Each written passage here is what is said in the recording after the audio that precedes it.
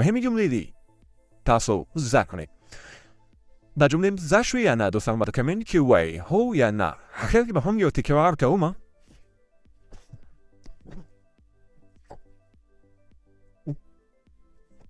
آفرین دا به دوستان جملې زده شوې.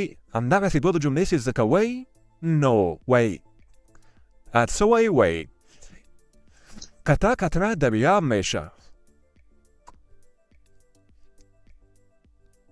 ساس که نوی سمندر جوړیږي. نو دوه جملې درې جملې دا زده کوئ انشاءالله مشکلات هم حل سي.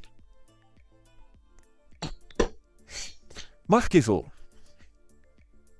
تاسو اول